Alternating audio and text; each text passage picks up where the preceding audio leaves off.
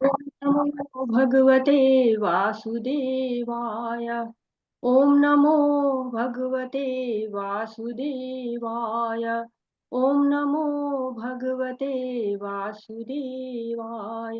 ॐ अज्ञानातिमिरान्धस्य ज्ञानञ्जनं शलाकया चक्षुरुन्मीलितं येन तस्मै श्रीगुरुवे नमः। श्रीचैतन्यमनोभीष्टं स्थापितं येन भूतले स्वयं रूप कदा मह्यं ददाति स्वपदान्तिकम्।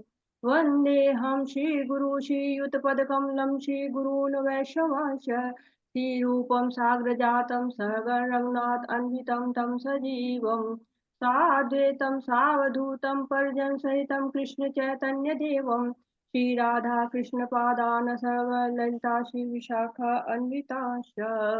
हे कृष्ण करुणा सिंधु दीनबंधु जगतपते गोपेश गोपिका कांत राधा कांत नमस्तुते।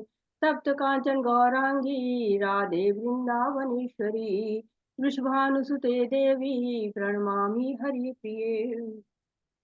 नमः ॐ विष्णुपादाय कृष्णपृष्ठाय भूतले श्रीमति भक्ति वेदांत स्वामिन् इति नामिने।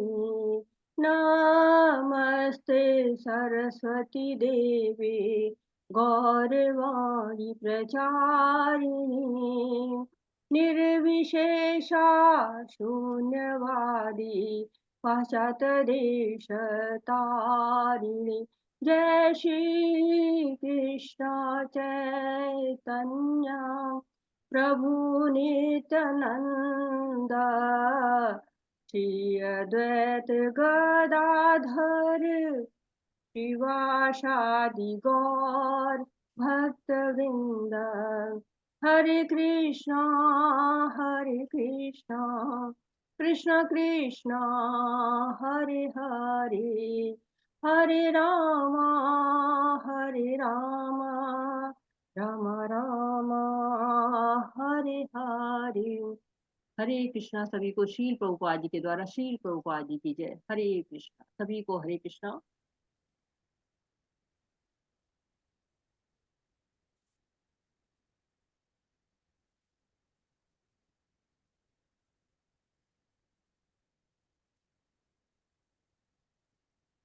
राइट, फिर बातें स्क्रीन ठीक से दिख रही है बातें? हाँ, दिख रही है माता जी, बिल्कुल सही है। हरे कृष्णा। और शुरू करते हैं। जी। किसका नंबर है? हरे कृष्णा। सुधीर प्रभु जी। माता जी पहले ये हाँ, सजेशन पहले करें। बड़ी ओम श्री परमात्मने नमः।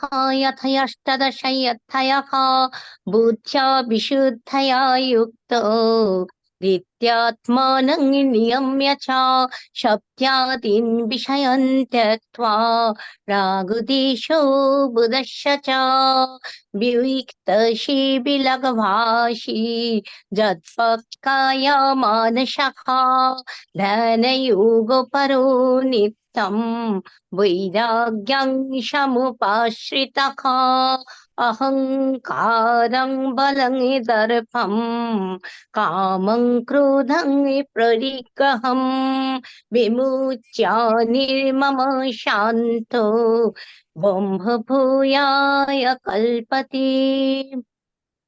हरे कृष्णा।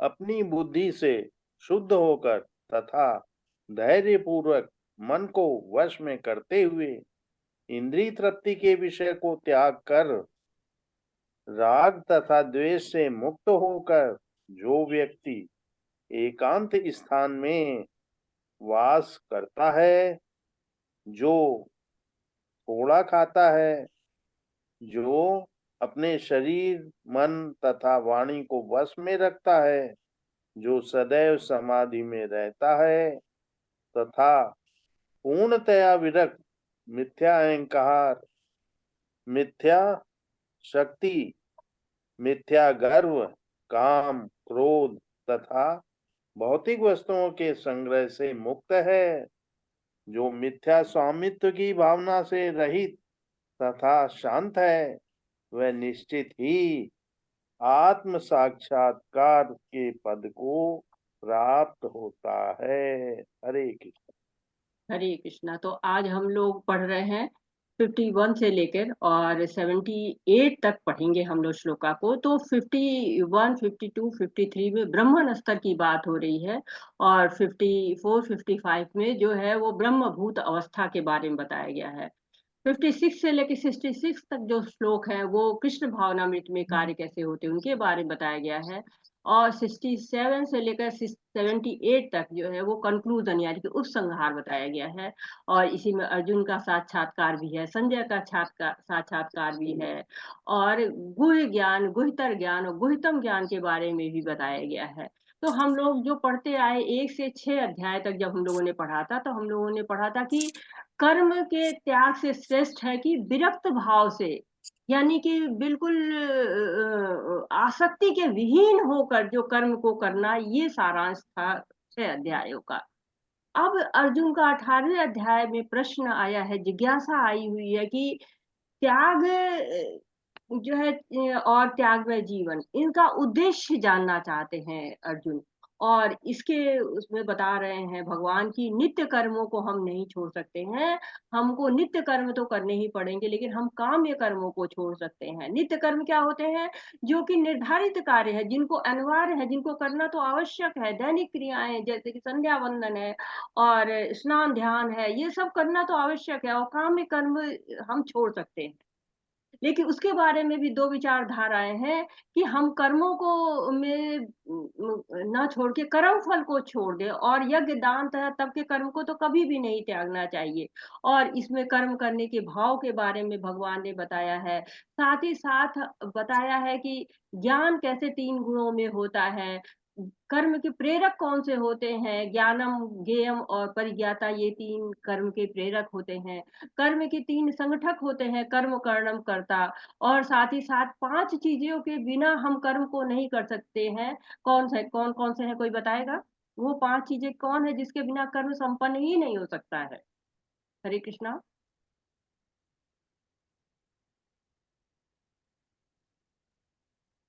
कर्म का स्थान, जी। कर्ता, लेबर, कर्ता मतलब इंद्रिय, चेष्टा हाँ, भगवान की इच्छा और परमात्मा। परमात्मा की इच्छा। बहुत सही है कि अधिष्ठानम, कर्म का स्थान क्या है। और दूसरे नंबर कर्ता कौन है, कर्ता, और उसके साथ कर्णम यानी कि इंद्रिया और इंद्रियों का प्रयास यानी कि चेष्टा। और अंत में परमात्मा है, परमात्मा की अनुमति के बिना कोई भी कार्य हो ही नहीं सकता है। तो 3 गुणों में ज्ञान, 3 गुणों में त्याग, 3 गुणों में सुख, 3 गुणों में बुद्धि, 3 गुणों में धृति, ये सब के बारे में भगवान बताते हैं। और जब इनके बारे में बताने के बाद भगवान बताते हैं कि जो सन्यासी होता है, सन्यासी की सिद्ध अवस्था को जो प्राप्त कर लेता है, यानी कि जो कर्म फल के प्रति अपनी आसक्ति को त्याग देता है और अपनी सिद्धि को प्राप्त करता है, कर्म को भगवान को अर्पण कर देता है और सन्यास की सिद्ध अवस्था में आता है, तो क्या होता है कि वो सभी भौतिक विषयों से अनासक्त हो जाता है, मन उसका नियंत्रित हो जाता है। अभी भगवान जो है वो ब्रह्म की स्थिति का वर्णन कर रहे, भक्त की स्थिति का वर्णन नहीं कर रहे हैं। क्योंकि भक्त क्या होता है, वो केवल भगवान की भक्ति करता है, सेवा करता है। लेकिन जो सन्यास के लोग होते हैं, जो कि अपने कर्ता की जो मानसिकता है उसको त्याग देते हैं, कर्मफल की आसक्ति को त्याग देते हैं, भौतिक इच्छाओं से रहित हो जाते हैं और अपने नित्य कर्मों को केवल करते हैं, काम्य कर्मों को छोड़ देते हैं। और उनको क्या हो जाता है कि सर्वोच्च सिद्ध अवस्था, नैष्कर्म या सिद्धि कहते हैं कि सर्वोच्च सिद्धि को वो प्राप्त कर लेते हैं। और उसके प्राप्त करने की विधि क्या होती है, कैसे उस तक पहुंच पाएंगे? तो कहते हैं कि बुद्धि को शुद्ध करके, सद्बुद्धि जब आ जाती है, जब हम बुद्धि को सतोगुण में ले जाते हैं, इसके बाद मन को वश करते हैं, बुद्धि को शुद्ध किया, फिर मन को वो लोग वश में करते हैं, इंद्रियों पर नियंत्रण करते हैं। कहते हैं इंद्रियों पर नियंत्रण करने की भी 4 अवस्थाएं होती हैं। एक अवस्था असहाय अवस्था होता है, नियंत्रण होता ही नहीं है। फिर दूसरी अवस्था संघर्ष की अवस्था होती है कि नहीं, अभी संघर्ष कर रहे हैं, थोड़ी इंद्रियां कंट्रोल में है, थोड़ी नहीं हो रही हैं, इस तरह संघर्ष चलता रहता है। फिर तीसरी अवस्था होती है, सफल अवस्था होती है कि इंद्रियों पे नियंत्रण हो गया। और चौथा अवस्था होती है प्रयासहीन अवस्था, कोई अलग से प्रयास नहीं करना पड़ता है, हमारी इंद्रियां उसकी जो ब्रह्मभूत अवस्था में होता है वो ऐसे हो जाती है जैसे कि सर्प उसका दांत तोड़ दिया जाए, उसका विष निकाल दिया जाए, वैसे इंद्रियां हो जाती हैं। और उसके बाद क्या कहते हैं, इंद्रिय विषयों का भी त्याग हो जाता है। इंद्रिया विषय जब नियंत्रित हो गई तो इंद्रिय विषयों का त्याग हो गया, राग द्वेष समाप्त हो जाता है। वो एकांत में वास करने लगता है, विविक्त सेवी हो जाता है, एकांत में वास करता है, लघुवासी, थोड़ा भोजन करता है, उतना ही जितने शरीर के लिए आवश्यक हो उतना भोजन कहते हैं। और साथ ही साथ क्या है, शरीर मन तथा वाणी को वश में रखता है, ध्यान में मग्न रहता है। साथ ही साथ क्या करता है, वैराग्य में रहता है, विरक्त रहता है। अहंकार है, बल है, दर्प है, काम है, क्रोध है, ये सब चीजों से, और साथ ही साथ जो भौतिक वस्तुओं को हमारी जमा करने की होती है कि ये भी रख लें, वो भी रख लें, सारा जहाँ चाहिए, वो जो स्थिति होती है समाप्त हो जाती है। साथ ही साथ एक जो हमेशा हमारे अंदर बनी रहती है स्वामित्व की भावना, कि हम ही स्वामी बन के बैठ जाते हैं, ये भावना बहुत ज़्यादा रहती है। हर चीज़ को मेरा हो, ये जो है स्वामित्व की भावना जो है वो मैं, मेरा, मेरे बच्चे, मेरा परिवार, मेरा समाज, मेरा देश, मेरा राष्ट्र, मेरा, तो सब कुछ ये जो मेरा, मेरा, मेरा, मैं, ये सारा समाप्त हो जाता है। और इतना शांत हो जाता है जैसे कि समुद्र होता है, वो समुद्र जिसमें लहर नहीं है, लहर ठहर गई है, उस तरह से बिल्कुल शांत हो जाता है। समुद्र में क्या होता है, बहुत बड़ी-बड़ी लहरें आती हैं। जो वो बड़ी लहरें जो आती हैं, अशांत की अवस्था होती है, उस समय समुद्र अशांत माना जाता है। लेकिन जब एकदम शांत समुद्र, लहर की विहीन जो है वो समुद्र होता है, उस अवस्था को मान लेता है, उसे ब्रह्म भूयाय कल्पते। ऐसा व्यक्ति क्या होता है, ब्रह्म की अवस्था को प्राप्त कर लेता है, आत्म साक्षात्कार हो जाता है। और ऐसी अवस्था में वो सारे भौतिक कल्मशों से समाप्त हो चुका रहता है। और उसकी अवस्था कैसी होती है, कैसा वो दिखता है, कैसे कार्य करता है, इसको हम पढ़ते हैं आगे। हरे कृष्णा। ब्रह्मभूतपशन्यात्मा न शुचति न काङ्क्षति समः सर्वेषु भूतेषु मद्भक्तिं लभते परम्। हरे कृष्ण। श्री प्रभुपाद जी की जय। श्री प्रभुपाद जी के द्वारा इस प्रकार जो दिव्य पथ पर स्थित है, वह तुरंत पर ब्रह्म का अनुभव करता है और पूर्णतया प्रसन्न हो जाता है। वह ना तो कभी शोक करता, ना कभी वस्तु की कामना करता है। वह प्रत्येक जीव पर संभाव रहता है। उस अवस्था में वह मेरी शुद्ध भक्ति को प्राप्त करता है। हरे कृष्ण जी। हरे कृष्णा। तो प्रसन्न अवस्था में हो गया, ब्रह्मभूत अवस्था उसको प्राप्त हो जाती है। तो 14वें अध्याय में भी हमने इस चीज को ब्रह्म भूत अवस्था को पढ़ा था। और कि माम च यो व्याभिचारेण भक्ति योगेन सेवते स गुणान समतीत्यान ब्रह्म भूयाय कल्पते। तो समस्त परिस्थितियों में अविचलित रहता है, पूर्ण भक्ति में रहता है। और ऐसा व्यक्ति क्या कहता है, प्रकृति के गुणों से ऊपर हो जाता है। तो 3 गुणों की बात कर रहे हैं, भगवान के पास जो है वो पहुँचता है जो इन 3 गुणों से परे है। उसका लक्षण, आचरण, ये सब जो है वो किस प्रकार वो लांघता है, तो भक्ति योग की बात आ जाती है कि जब ब्रह्म भोयाय स्थिति को जब पार करके क्या होता है, भक्ति योग की अवस्था आ जाती है। तो क्या होता है, अव्याभिचारिणी भक्ति करने लगता है। जो अव्याभिचारिणी भक्ति करता है उसे ब्रह्मभूत की स्थिति प्राप्त हो रही है।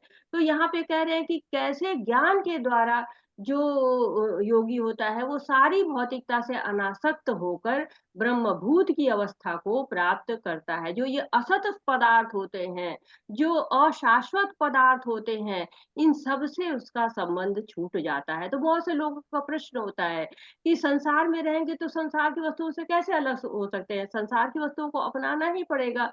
लेकिन कहते हैं कि संसार की वस्तुओं को अपनाना दोष नहीं है, उसको सदा के लिए अपना मान लेना दोष में आ जाता है। उसको हमेशा कि ये मेरा है, वो हमेशा जो ब्रह्मभूत अवस्था में क्या होता है, हमेशा प्रसन्न रहता है। चाहे उसको बहुत सुंदर खाने को मिले, बहुत टेस्टी-टेस्टी चीज़ें, तब भी प्रसन्न। उसको सूखी दाल-रोटी तो भी प्रसन्न, उसको केवल दूध मिल गया तो भी प्रसन्न, उसको केवल चावल मिल गया तो भी प्रसन्न। वो किसी चीज़ के लिए शोक नहीं करता है, ना ही किसी चीज़ के लिए कामना करता है। और साथ ही सबसे बड़ी बात क्या है, सब पर उसका समभाव रहता है। सारे जीव को आत्मा के स्तर पर देखता है, शरीर पर स्तर पर देखने का उसका भाव क्या होता है, समाप्त हो जा रहा है।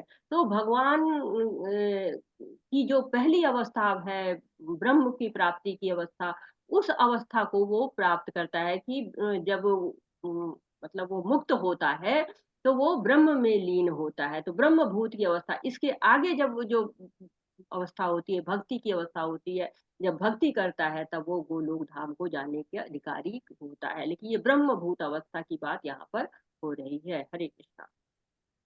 भक्त्या मामभिजानाति जवन्यचष्मि तत्ततः ततो मां तत्त्वतो ज्ञात्वा विशति तदनन्तरम्। हरे कृष्ण।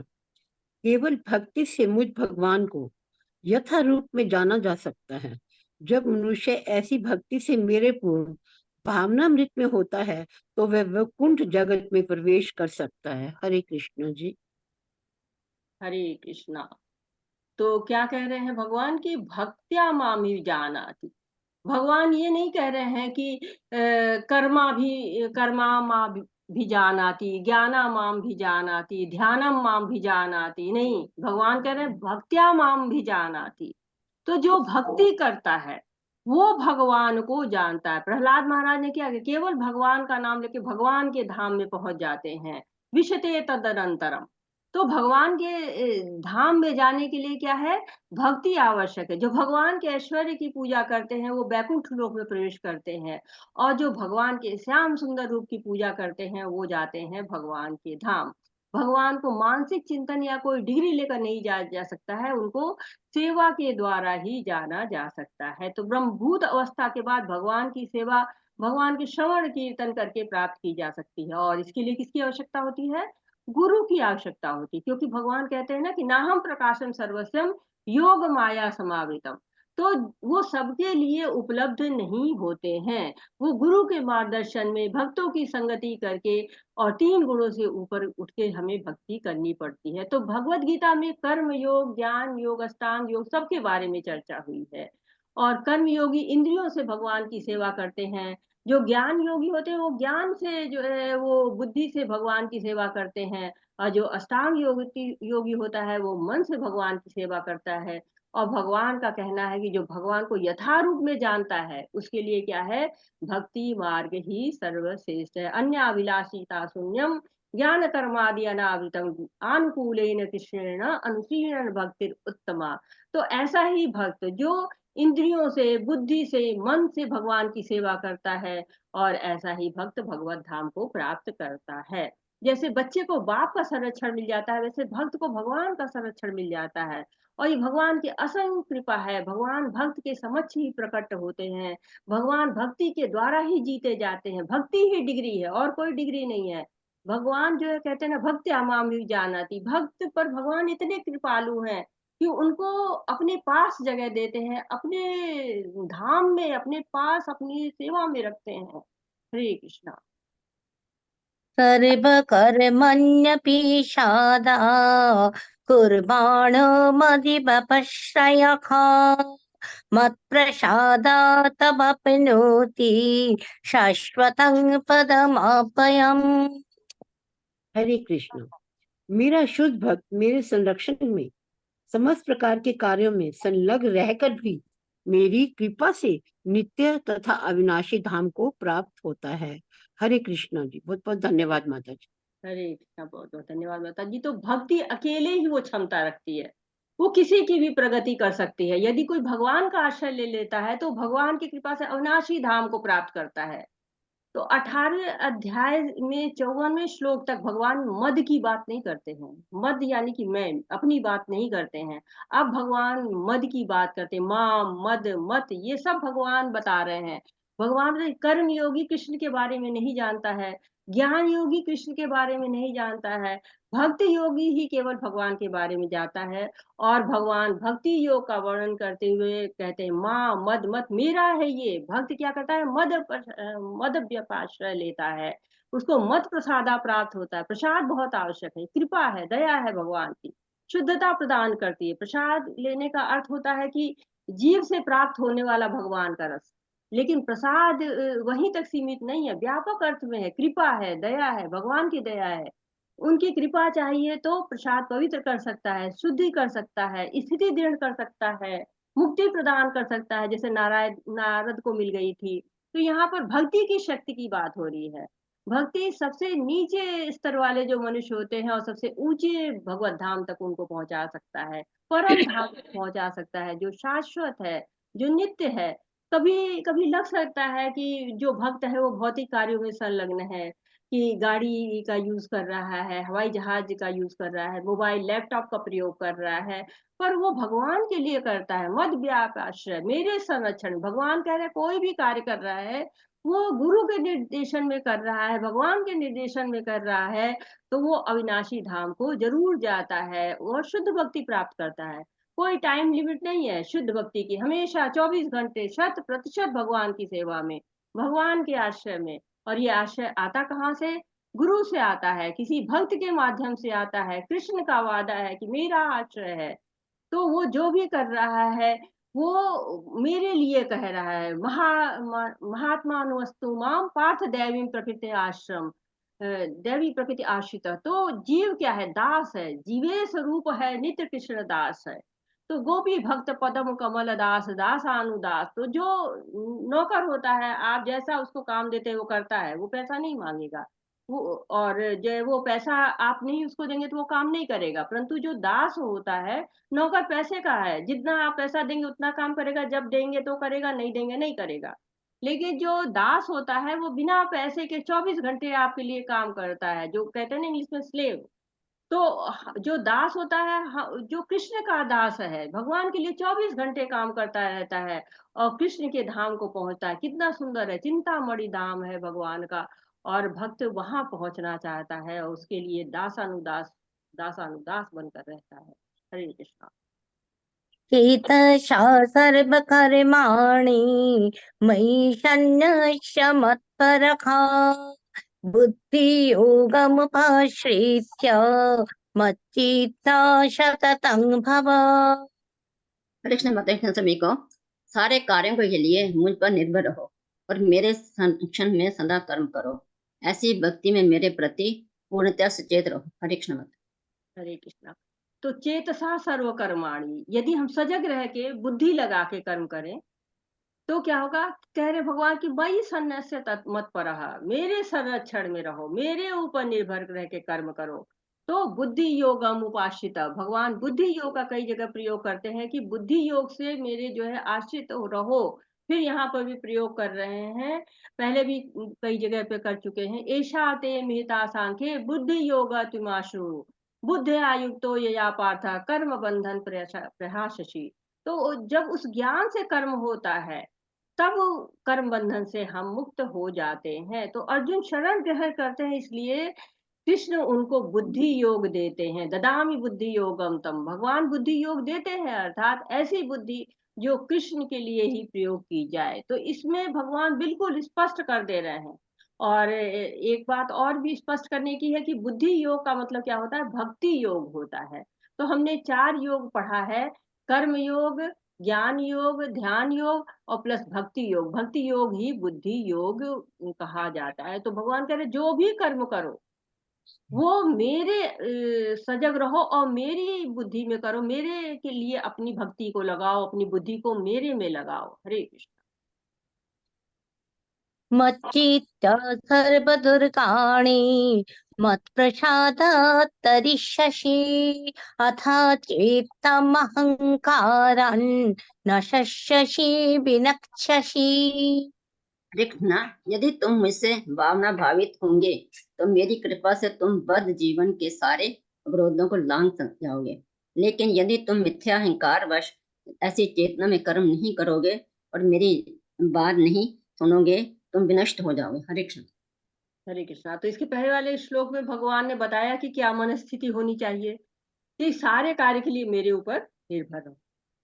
जैसे बच्चा होता है, बच्चा हाथ पकड़ता है माता का या पिता के और आंख बंद करके अनुसरण करता जाता है, वैसा ही आश्रय हमारा भगवान के प्रति होना चाहिए। हम भी पूरी तरह से भगवान पर निर्भर रहें। जैसे कि द्रौपदी थी, उसके 5 मजबूत बलशाली अद्भुत पति थे, पर आवाज किसकी लगाई इसमें? कृष्ण की, और कृष्ण ने सहायता की। तो यही वास्तविक आश्रय होता है। तो भगवान कह रहे हैं कि मेरे संरक्षण में रह के कार्य करो और भक्ति के प्रति पूरी तरह से सचेत रहो और सारे कार्य के लिए मुझ पर निर्भर रहो। तो जब भगवान कहते हैं कि यदि तुम ये बात नहीं सुनोगे मेरी, तो तुम विनष्ट हो जाओगे, बहुत कठोर शब्द उन्होंने उपयोग किया है। तो कई लोग इस बात को कहते हैं कि भगवान हमारे पिता है, कहते हैं कि हम पिता है तुम्हारे, और दूसरी तरफ कह रहे हैं कि तुम विनष्ट हो जाओगे। तो भगवान हमारा पिता है, इसीलिए वो हमारा अनिष्ट नहीं देख सकते हैं। गलत रास्ते पर बच्चा जाएगा तो पिता का कार्य है समझाना उसका, क्योंकि हम बद्ध जीव हैं, हम सही रास्ता नहीं जानते हैं। तो हमें बता रहे हैं वो रास्ता जो कृष्ण के द्वारा प्रेरित हो, गुरु के द्वारा पुष्ट किया हो, वही मार्ग क्या होता है, सर्वोत्तम होता है। तो ये श्लोक उन श्लोकों में से कहा जाता है जिसमें भगवान सीधे कृष्ण भावना भावित होने का आदेश दे रहे हैं। बहुत से लोग जानना चाहते हैं कि कृष्ण भावना भावित होने से लाभ क्या है। तो भगवान बता रहे मत चित्ता, मेरे चित्त कृष्ण चित्त हो जाओगे, भगवान के भावना भावित हो जाओगे, जितनी भी बाधाएं हैं पार करके तुम जो है वो मुझ तक पा जाओगे। तो एक तरह से ये सफलता प्राप्त करने का जो है तरीका है कि अगर तुम मेरी कृपा से सारी बाधाएं प्राप्त कर जाओगे, तो भगवान की कृपा बहुत आवश्यक है बाधाएं जो है वो पार करने के लिए, उसको लांघने के लिए। यदि हम सोचते हैं कि हम सक्षम है, खुद ही सारे कार्य कर लेंगे, तो रावण को देखिए, हिरण्यकश्यप को देखिए, कंस को देखिए, सब खुद को सर्वशक्तिमान समझते थे, लेकिन मिथ्याभिमान था उनको और पतन को बुलावा उन्होंने दिया। तो भगवान बहुत ही कठोर शब्दों का प्रयोग कर रहे हैं कि तुम क्या होगे, विनष्ट हो जाओगे। अहंकार अगर आ जाएगा तुमको, तुम नहीं सुनोगे तो तुम खो जाओगे। हरे कृष्ण। यदहङ्कारमाश्रित्य न युत्सायिति मन्यसे मिथ्येष व्यवसायस्ते प्रकृतिस्त्वं नियच्छति। कृष्णा, यदि तुम मेरे निर्देशानुसार कर्म नहीं करते और युद्ध में प्रवृत्त नहीं होते हो, तो तुम कुमार्ग पर जाओगे। तुम्हें अपने स्वभाव वश युद्ध में लगना पड़ेगा। हरे कृष्ण माता जी। धन्यवाद माता जी। तो भगवान जो है यहाँ पर बता रहे हैं कि अगर तुम मेरे निर्देशानुसार नहीं चलोगे, तो कर्म नहीं करोगे, तो तुम कुमार्ग पे जाओगे। तो भगवान बता रहे कि अर्जुन तुमको युद्ध तो लड़ना ही लड़ना है, और हमको भी बता रहे हैं कि हमको भी अपनी बुराइयों के साथ युद्ध लड़ना ही लड़ना है। यदि हम उनसे नहीं लड़ते हैं तो क्या होता है, हम कुमार्ग पर चले जाएंगे, और अगर हमारा मार्ग गलत होगा तो हमारी मंजिल भी गलत होगी। तो क्रोध करेंगे, ईर्ष्या करेंगे, काम क्रोध लोभ भ्रम मोह में अगर रहेंगे, अहंकार में रहेंगे और इन सब से नहीं लड़ेंगे, तो कुमार्ग पे ही जाएंगे। भगवान हमको सिखा रहे हैं।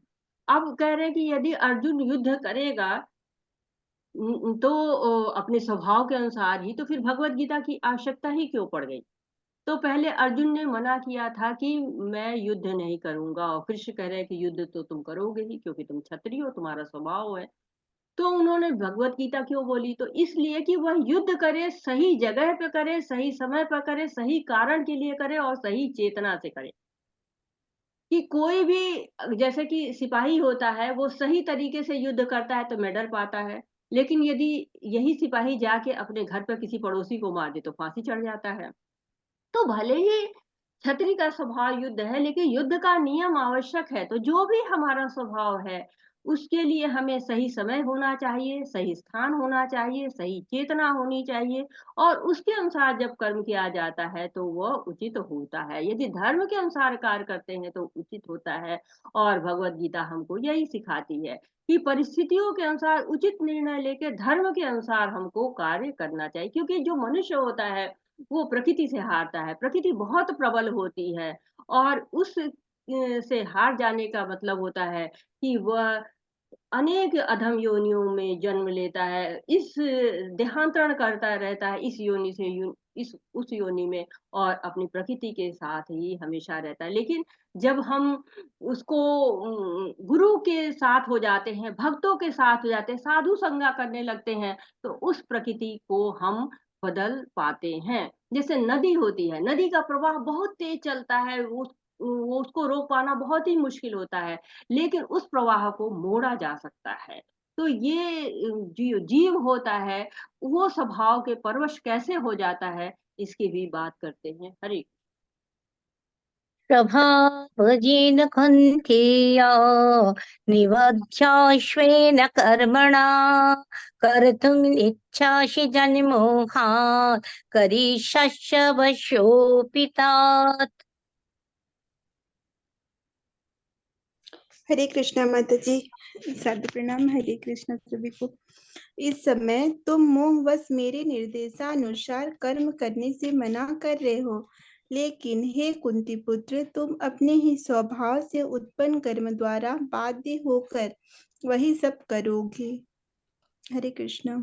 हरे कृष्ण। तो लोग वही काम करते हैं जो स्वभाव के अनुसार होता है। जैसे हमने साधु और बिच्छू की कहानी सुनी है कि एक साधु जाता है नदी में स्नान करने के लिए, वहां एक बिच्छू डूब रहा होता है। जब साधु बिच्छू को बचाने के लिए उसको हाथ पर लेता है, बिच्छू उसको डंक मार देता है। जब जब साधु उसको लेने की कोशिश करता है, वो बिच्छू डंक मारता है।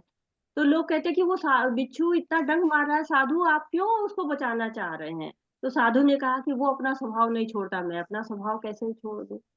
तो हमें करना क्या है? भक्ति करके उस स्वभाव से परे जाना है, जो हमारा मानसिक शारीरिक प्रभाव से जो स्वभाव हो जाता है उसके अनुसार हम कर्म करते हैं। जब भौतिक कर्म करते हैं तब भी, और जब हम आध्यात्मिक कर्म करते हैं तब भी, यानी भगवान की सेवा करते हैं तब भी। जैसे कि आप आरती करने का ढंग देखिए तो सबके अलग अलग तरीके होते हैं। भौतिकता के कार्य देखिए, सब अलग अलग तरीके से करते हैं। जब करने का कार्य करिए तो सब अलग अलग तरीके से। तो वो क्या है? वो स्वभाव है। तो उससे परे जाने की कोशिश करें। तो शुरू में तो हम स्वभाव के अनुसार ही कार्य करते हैं, लेकिन धीरे धीरे जब हम अपने साधु संग करते हैं, गुरु के पास जाते हैं, शास्त्रों को पढ़ते हैं और भगवान के नजदीक हम पहुंचने की कोशिश करते हैं, तो हमारा स्वभाव क्या हो जाता है? भौतिक स्वभाव से आध्यात्मिक स्वभाव हो जाता है। हरे कृष्णा। ईश्वरो सर्वभूतानां हृद्देशेऽर्जुन तिष्ठति भ्रमयन् सर्वभूतानि यन्त्रारूढानि मायया। हे अर्जुन, परमेश्वर प्रत्येक जीव के हृदय में स्थित है और भौतिक शक्ति से निर्मित यंत्र में सवार की भांति बैठे समस्त जीवों को अपनी माया से घुमा रहे हैं। हरे कृष्ण माता जी। हरे कृष्णा। तो भगवान क्या करे? सबके हृदय में स्थित है। हृदय के किस कहाँ स्थित है? हृदय में स्थित है। और जय श्लोक दिखाइएगा माता जी। हरे कृष्णा।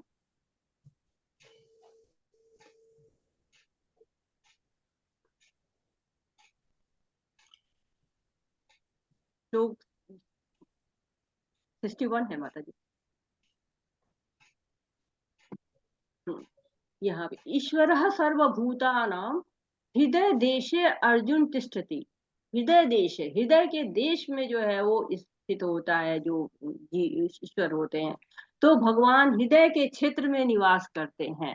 तो इसको दो तरह से हम समझ सकते हैं। जैसे जीव विज्ञान में पढ़ते हैं ना कि हृदय क्या होता है, एक पंप करता रहता है। और हम कभी कभी जब कविताओं में पढ़ते हैं तो लक्षण के रूप में पढ़ते हैं, अलंकार के रूप में पढ़ते हैं। तो हृदय एक हम लोग जो है अगर देखते हैं तो हृदय में तीर की तरह से दिखाते हैं काम को। तो ये भावनाओं का क्षेत्र है। तो भगवान क्या करते हैं? हृदय के क्षेत्र में निवास करते हैं, हृदय में निवास करते हैं। और साथ ही साथ बताया कि ये शरीर क्या है? ये शरीर एक यंत्र की तरह होता है। हमारे हृदय के अंदर आत्मा है, परमात्मा है। और माया शक्ति क्या है? परमात्मा की सेविका है। तो जब आत्मा भौतिक भोगों में फंसी रहती है तब माया का पहरा रहता है, भगवान से दूरी रहती है। और जब हम जप करते हैं तो माया से और आगे भगवान तक पहुंचते रहते हैं। तो हमारा भौतिक स्वभाव है वो माया में रह के हम इसके चक्कर में पड़े रहते हैं और भ्रम में रहते हैं। इसके कारण हम इस माया में फंसे रहते हैं। जो हमारा शरीर है ये एक यंत्र का रहता है और इसमें सवार होकर हम माया से वशीभूत होकर सारे माया के ही कार्य करते रहते हैं। जबकि ईश्वर क्या है? सबके हृदय में बैठा रहता है इसके बाद भी। हरे कृष्ण। तमेव शरणं गच्छ सर्वभावेन भारत तत्प्रसादात् परं शान्तिं स्थानं प्राप्स्यसि शाश्वतम्।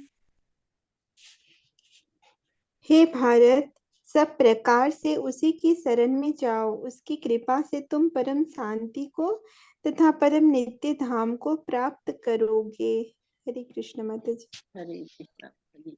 तो भगवान क्या कह रहे हैं कि तुम भगवान के धाम को प्राप्त करोगे। तो भगवान की शरणागति का अर्थ क्या है कि हम अपनी इच्छा त्याग कर भगवान की इच्छा को पूरी करें। तो लोगों को लगता है कि अरे हमारी सूक्ष्म स्वतंत्रता का क्या होगा। तो सूक्ष्म स्वतंत्रता हमें विवेक देती है, क्योंकि पहले बताया गया कि भौतिक शरीर यंत्र है, यदि खराब हो जाएगा तो दूसरा यंत्र ले लेते हैं। तो हम सर्वे सर्वा नहीं है, हम भगवान की लीलाओं को नहीं समझ सकते हैं। अब हम क्या है कि धीरे धीरे निष्कर्ष की तरफ बढ़ रहे हैं कि हमें कृष्ण के अनुसार अगर हम कार्य नहीं करेंगे तो हम खो जाएंगे। हमारा स्वभाव हमें न चाहते हुए भी जो उस कार्य को कराएगा, जो कि उस कार्य को करने के लिए बाध्य कर देगा, जिसको हम अपने स्वभाव के अनुसार करेंगे। हम स्वभाव का उसको नाम देते हैं कि स्वभाव के अनुसार हमको वो कार्य करना ही रहेगा। लेकिन भगवान जीवों के कल्याण के रूप में 5 रूपों में आ जाते हैं। कहते हैं अर्च विग्रह के रूप में आते हैं, अंतर्यामी के रूप में आते हैं, वैभव यानी पार्षदों के रूप में आते हैं, अवतारों के रूप में आते हैं, व्यूह के रूप में आते हैं और स्वयं प्रकट होते हैं। तो भगवान यहाँ पे कह रहे हैं कि आप जो है अगर आप शरण में नहीं आते हैं तो उसकी शरण में जाओ। अब भगवान ये नहीं कह रहे हैं यहाँ पर कि मेरी शरण में आओ, कह रहे हैं कि सब प्रकार से उसकी शरण में जाओ, उसकी कृपा से आप जो है वो परम नित्य धाम को प्राप्त करोगे। तो यहाँ पर भगवान कह रहे हैं कि जो पूरा प्रेम भगवान चाह रहे हैं, पूरी भगवान की कृपा कह रहे हैं कि मेरे शरण में आओ, बता रहे हैं अगर तुमने नहीं ये समझ में आ रहा जो मैं कह रहा हूँ नहीं समझ में आ रहा तो तुम उसकी शरण में जाओ। तो भगवान यहाँ थर्ड पर्सन की बात कह रहे हैं कि तुम जो है वो कहते कि पुरुषोत्तम की शरण लो। ये मामेव सम्मूढ़ जानाति पुरुषोत्तम स सर्वदा भजती माम सर्व भावेन भारत। जो मुझे पुरुषोत्तम के रूप में जान जाता है वो मेरी शरण लेता है, और जो नहीं जानता है वो माया की शरण में यंत्र रहता है, उसका इस योनि घूमता रहता है। हरे इति ते ज्ञानमाख्यातं गुह्याति गुह्यतरङ्गमया ब्रह्मिश्चैततशेषेण यथेच्छेषि तथा कुरु। हरे कृष्णा। प्रभुपाद जी की जय। इस प्रकार मैंने तुम्हें गुहातर ज्ञान बतला दिया, इस पर पूरी तरह से मनन करो और जब जो चाहो सो करो। हरे कृष्णा माता जी। हरे कृष्णा। तो भगवान जो है वो कितने महान है कि पूरी भगवत गीता समाप्त करने के बाद कह रहे यथेच्छेषु तथा कुरु, जो इच्छा हो वो करो। साधारणतः क्या होता है जब कोई समझाता है तो कहता है मैंने जो कहा है वो करो, लेकिन भगवान ऐसा नहीं कर रहे। भगवान ने जीव को सूक्ष्म स्वतंत्रता प्रदान की है। भगवान बल का प्रयोग नहीं कर रहे, प्रेरणा दे रहे हैं, भगवान सहयोग दे रहे हैं, लेकिन भगवान जोर जबरदस्ती बिल्कुल नहीं कर रहे हैं। अब देखिए कि भगवान इससे पहले के श्लोक में कहते हैं कि तुम उस अंतर्यामी की शरण में चले जाओ, तब भी अर्जुन कुछ नहीं बोलते हैं। तो भगवान उन्हें उनकी स्वतंत्रता देते हैं, कहते हैं यथेच्छु तथा कुरु, जो चाहे सो करो। भगवान कह रहे मैंने तुमको गुह्यतर ज्ञान भी बता दिया, गुह्य ज्ञान भी बता दिया, अब अधिकतर ज्ञान भी दे रहे हैं कि जो परमात्मा की शरणार्थी है ये गुह्यतर ज्ञान है, ये दे रहे हैं। और कह रहे हैं मैंने जो तुम्हें बता दिया तो अब तुम जो चाहो, जो इच्छा है वो करो, अशेष तक कुछ भी न बचे, कुछ भी शेष न रहे, ठीक से पूरी तरह से जो चाहो सो करो। भगवान कह रहे हैं कि मैंने तुमको बता दिया है, सारी ज्ञान मैं तुम्हें बता रहा हूँ, इसकी जान कर कुछ भी मैंने नहीं छोड़ा है, कुछ भी अशेषेण नहीं है, सब कुछ बता दिया है। अब तुम जो चाहो सो करो। तो भगवत गीता आपको स्वतंत्रता देती है, अप्रत्यक्ष रूप से बता चुकी है कि तमेव शरणम गच्छेत, जो भी तुम्हें सही लगे वो करो। भगवान स्वतंत्रता दे रहे हैं, सब समझो सब जानो और जो उचित लगे वो तुम करो। तो सारे उद्देश्य भगवान है, आपको कैसे अपनी स्वतंत्रता को उपयोग करना है ये इस तरह समझ सकते हैं कि यदि छोटा बच्चा है उसको 500 रुपया मिल जाए तो उसको उसका उपयोग करने की आवश्यकता ही नहीं है। क्यों? उसकी आवश्यकता है तो 20 रुपये 50 रुपये की है, लेकिन माता पिता पैसा देते हैं, कहते हैं संभाल के रखो, आवश्यकता पड़ने पर काम आएगा। तो माता पिता गाइड करते हैं, वैसे भी भगवान हमको समझाते हैं, स्वतंत्रता भी देते हैं। उनका उद्देश्य है हमारी स्वतंत्रता छीनना बिल्कुल नहीं है, लेकिन हमारी स्वतंत्रता के नाम पर हम गलत दिशा नहीं पकड़े, इसलिए वो हमें बताते भी हैं कि हाँ लेकिन छोटा बच्चा क्या होता है, वो हाथ पैर फेंकता है, थोड़ा बड़ा हो जाता है तो गो से उतर के भागता है। क्यों? क्योंकि वो बंधना नहीं चाहता। वैसे ये मनुष्य जीवन भी मिलता है और हम हाथ पैर फेंक के माया की तरफ दौड़ना शुरू कर देते हैं। लेकिन मनुष्य जीवन बहुत दुर्लभ होता है, सुलभम भी है और दुर्लभम भी है। यदि हम निम्न योनि में हैं तो मनुष्य जीवन में आने की प्रार्थना नहीं कर सकते हैं। भगवान की कृपा पर निर्भर होता है, निर्धारित होता है। लेकिन मनुष्य का जीवन इसलिए अच्छा भी है कि हाँ, हम भगवान की प्राप्ति कर सकते हैं, परमार्थ जो है वो अपना ठीक कर सकते हैं। और मनुष्य का जीवन हमेशा उसका उद्देश्य ही होता है भगवान को प्राप्त करना, और भगवान खुश रहेंगे और भगवान के पास हम जाएँगे, भगवान के बिना हमारी खुशी कहीं भी नहीं है, क्योंकि हम भगवान के ही दास हैं, उन्हीं के चरणों में हम खुश रह सकते हैं। हरे सर्वगुह्यातमङि भूयः शृणु मे परमं वचः इष्टोषि मे दृढोमीति तत् वक्ष्यामि ते हितम्। हरे कृष्णा, चूंकि तुम मेरे अत्यंत प्रिय मित्र हो, अतः मैं तुम्हें अपना परम आदेश, जो सर्वाधिक गुह्य ज्ञान है, बता रहा हूँ। इसे अपने हित के लिए सुनो। हरे कृष्णा।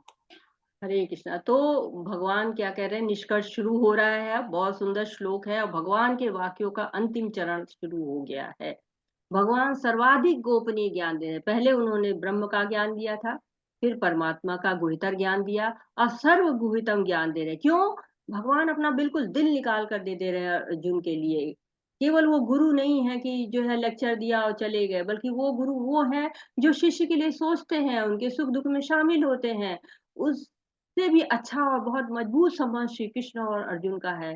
दृढ़ता दिखा रहे हैं कि तुम मेरे अत्यंत प्रिय मित्र हो। अब हम जब दृढ़ रहते हैं भगवान से, तो भगवान हमको सैकड़ों कारणों से बताते हैं कि हाँ, तुम हमारे बच्चे हो। लेकिन जब हम माया के भ्रम में रहते हैं तो हम उनसे बहुत दूर रहते हैं। तो अर्जुन उनके पास है, अर्जुन उनका प्रिय है। कहते हैं भगवान कि तुम मेरे बहुत प्रिय हो, तुम, इसलिए मैं तुमको बहुत ही गुह्यतम ज्ञान दे रहा हूँ, परम वचन सुना रहा हूँ। और भगवान इसे कई बार पहले भी कह चुके हैं कि तुम मेरे मित्र हो, तुम मेरे सखा हो, इसलिए मैं तुम्हें ये ज्ञान दे रहा हूँ।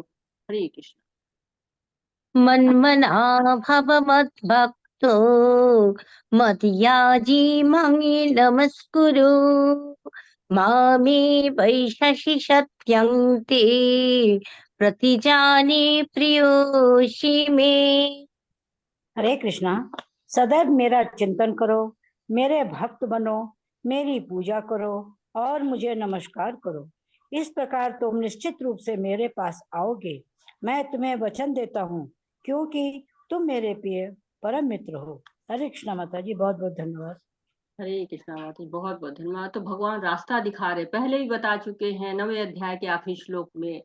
लेकिन प्रिय मित्र है तो दोबारा बता रहे हैं। भगवान कह रहे हैं अपना मन लगाओ, मन नहीं लगता है तो भक्त बन जाओ। माइंड, मन मना भो मत भक्तो मद्याजी माम नमस्कुरु। तो पहले क्या है कि मन लगाओ, मन नहीं लगता तो भक्त बन जाओ। वो भी नहीं हो पा रहा है तो पूजा करो, पूजा भी नहीं हो पा रही तो मुझे नमस्कार करो।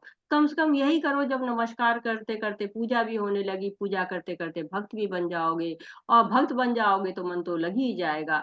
तो भगवान दूसरी बार फिर दोबारा इतने ऑप्शन दे रहे हैं कि तुम मेरे प्रिय हो जाओ। तो बहुत ही बार बार अर्जुन को प्रिय होने के नाते उनको निर्देश दे रहे हैं, उनको समझा रहे हैं। और ये श्लोक दूसरी बार आया है, जैसा कि आप सब लोग जानते हैं कि 9वें अध्याय में भगवान कह चुके हैं कि मन मरा भव मद भक्तो मद्याजी माम नमस्कुरु माम वैश्यसि युक्तेवम आत्माना मत परायण। तो तुम मेरे परायण हो जाओ। दूसरी लाइन अलग है, पहली लाइन तो जैसे उस श्लोक में थी बिल्कुल वैसी ही है, और दूसरी लाइन अलग है। उसमें कह रहे हैं कि मेरे परायण हो जाओ, अपनी आत्मा को मुझ में लगा दो तो तुम निश्चित रूप से मुझे प्राप्त करोगे। तो यहाँ पर कह रहे हैं कि तुम ये करो तो मेरे पास जरूर आओगे। तो दो पहलू हैं, किसी के साथ संबंध अगर हमें बनाना है तो हम आदान प्रदान बहुत जरूरी होता है। तो 9वें अध्याय में कह रहे हैं कि कैसे भक्त मेरे पास आएगा, आत्मना हो जाएगा, परायणम हो जाएगा। और इस श्लोक में बता रहे हैं कि मैं तुम्हें क्या दूंगा। इस संबंध में भगवान अब बहुत ही घोषणा करने वाले हैं, कुछ और बताने वाले हैं। और भगवत गीता में जो प्रति जाने कहा है, ये शब्द पहले भी प्रयोग हो चुका है। और जब हम पढ़ते हैं पहले 11 वो अध्याय, मुझे शायद पूरी तरह से ठीक से सही नहीं याद है। क्षिप्रम भवति धर्मात्मा स्वच्छांति निगच्छति कौन्तेय प्रतिजानहि न मे भक्ति प्रणश्यति। कि कौन वहां पर भी प्रतिजाने वर्ड का जो है प्रयोग हुआ है कि कौन्तेय घोषणा कर दो कि मेरे भक्त का कभी नाश नहीं हो सकता। और यहाँ पर भी भगवान घोषणा करने वाले हैं कि जो है, और घोषणा कर भी रहे हैं कि तुम मेरे भक्त बन जाओ तो तुम मेरे पास जरूर आओगे। तो अर्जुन तुम मेरे परम मित्र हो, सारा प्रेम उड़ेल रहे हैं, तुम मेरे भक्त बन जाओ। और ये हमारे लिए भी है कि भक्त बन जाओ तब तुम मेरे पास आओगे। जो भक्त बन जाता है भगवान से, उसको अपना मानना शुरू कर देते हैं, तो कहते ये तुम अपने हृदय से मेरे पास आओ तो मैं तुम्हें वचन देता हूँ कि तुम पूर्णता प्राप्त करोगे। तो ये दूसरी घोषणा है। पहली इनडायरेक्ट घोषणा थी और ये दूसरी डायरेक्ट घोषणा है। तो जो पहली इनडायरेक्ट घोषणा थी वो क्या थी, याद है किसी को? भगवान ने कौन सी इनडायरेक्ट घोषणा की थी? सर्वधर्मान् परित्यज्य मामेकीं शरणं व्रज। ये पहले का है माता जी, ये तो बाद में अभी आएगा। हरे कृष्णा। अच्छा जी। पहले हे घोषणा अर्जुन क्या करती है? हे अर्जुन, तुम माता जी घोषणा कर दो कि जो मैं अपने भक्तों का रक्षा हाँ रक्षा बिल्कुल करूं। सही। हाँ कि हे अर्जुन ये घोषणा कर दो। तो ये इनडायरेक्ट घोषणा थी और अब क्या है, डायरेक्ट घोषणा भगवान कह रहे हैं कि तुम मेरे पास आओगे, वचन देता हूँ तुम पूर्णता को प्राप्त करोगे। हरे कृष्णा। सर्वधर्मन् परित्याज्य मामेकं शरणं व्रज अहं त्वं सर्वपापेभ्यो मोक्षयिष्यामि मा शुचः। हरे कृष्णा माता जी, दंडवत प्रणाम। श्री प्रभुपाद की जय। समस्त प्रकार के धर्मों का परित्याग करो और मेरी शरण में आओ, मैं समस्त पापों से तुम्हारा उद्धार कर दूंगा, डरो मत। हरे कृष्णा।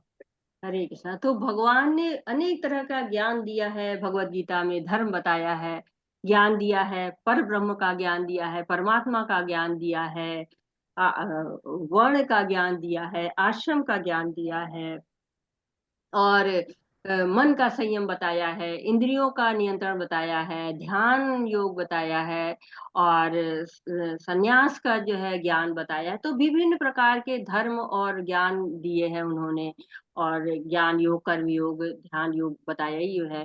तो भगवान ने काफी चीजें बताया, कह रहे कि ये सब कुछ छोड़ दो, किसी चीज की जरूरत है। कहते भक्ति किसी पर आश्रित नहीं होती है, भक्ति स्वतंत्र होती है, स्वतंत्र प्रयास है, किसी चीज पे आश्रित नहीं होती है। इसलिए ये सारा कुछ छोड़ दो, सब समाप्त करके क्या करना है, केवल भगवान की जो है वो भक्ति। चरम श्लोक कहा जाता है इसको, रामानुजाचार्य ने इसको चरम श्लोक का नाम दिया है। तो भगवान का वचन है, भगवान का एश्योरेंस है, भगवान हमको आश्वासन दे रहे हैं कि कर्म योग, ज्ञान योग, ध्यान योग, अष्टांग योग, जो है कुल धर्म, क्षत्रिय धर्म, वर्णाश्रम धर्म सब छोड़ दो और सब छोड़कर मेरे पास आ जाओ, मैं तुमको भवसागर से पार लगाऊंगा, मैं तुम्हारे पापों का विदाला माइंड वो माइक अपना म्यूट कर ले सब लोग। हरे कृष्णा। तो भवसागर से मैं तुम्हें आपने पार करूंगा, अपने पापों से उद्धार। हरे कृष्णा जी। माता जी। हरे कृष्ण माता जी। परे नहीं, रुक जाइए माता जी।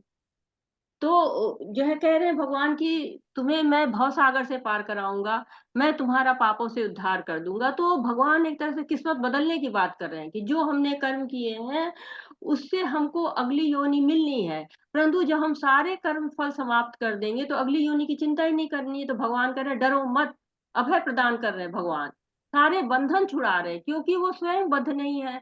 बद्ध व्यक्ति बंधन को नहीं खोल सकता, लेकिन भगवान स्वतंत्र है। तो हमें किसी के शरण में नहीं जाना है। कह रहे हैं माम एकम शरणम व्रजा, मेरे शरण में आ जाओ। तो जितने भी आपके धर्म हैं वो सारे धर्मों को छोड़कर केवल भगवान की शरण में आ जाना। इसका मतलब ये नहीं कि हमें अधार्मिक हो जाना, नहीं, हमें जो है वो पराधर्म करना है, अपराधर्म, कोई भौतिक धर्म को नहीं करना है। हमें केवल भगवान की भक्ति को कह रहे हैं। भगवान कह रहे हैं कि डरो मत, मैं तुम्हें सब पापों से मुक्त कर दूंगा।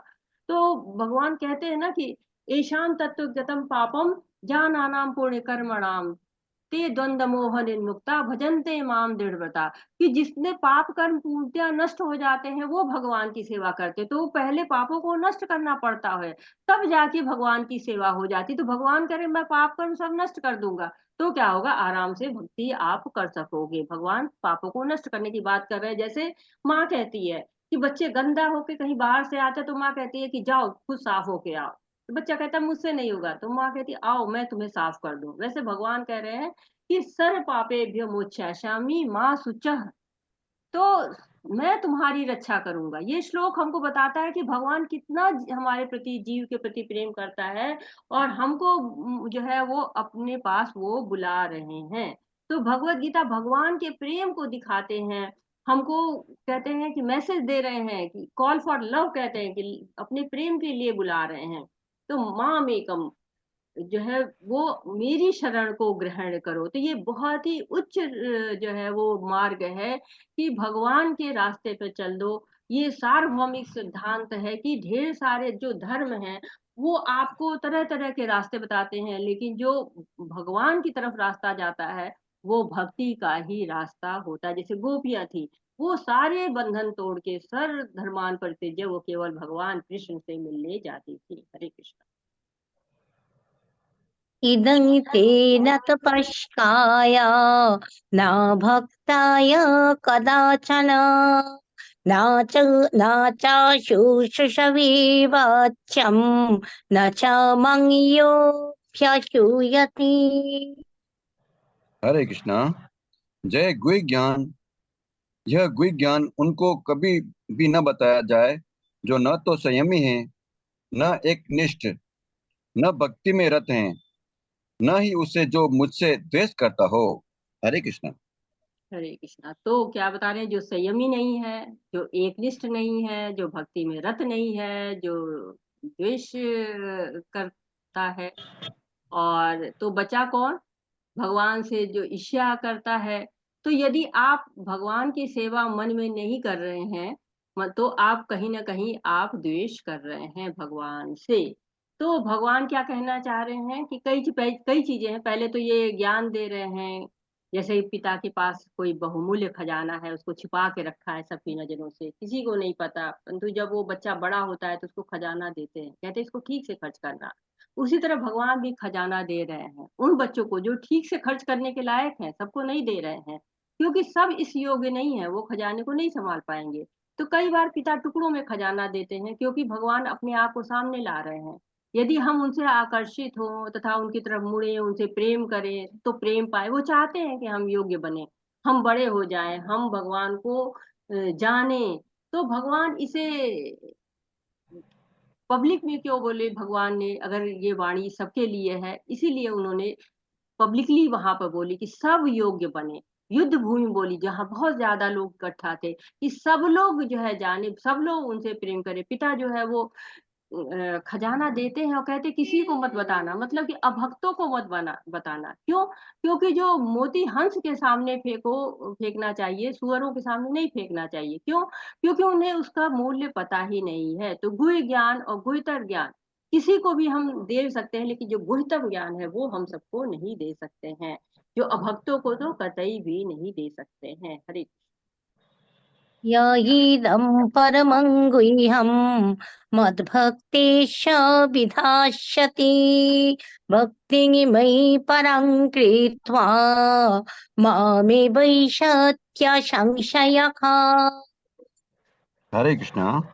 जो व्यक्ति भक्तों को यह परम रहस्य बताता है वह शुद्ध भक्ति को प्राप्त करेगा और अंत में वह मेरे पास वापस आएगा।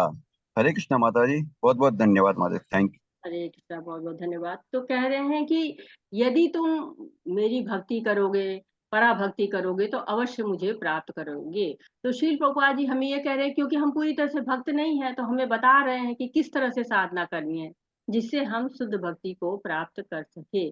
तो यहाँ पर कह रहे हैं कि कृष्ण के संदेश का प्रसार करना है, तो ये भी एक प्रकार की साधना है जिसके द्वारा कृष्ण भावनामृत हुआ जा सकता है। तो भगवान कह रहे हैं कि जो मेरे परम रहस्य को भक्तों को बताएगा, तो जो उपदेश देना या उपदेश देकर भी हम भगवान की सेवा कर सकते हैं। तो कृष्ण हमको अपना आशीर्वाद देते हैं कि भक्ति में आगे बढ़ सके।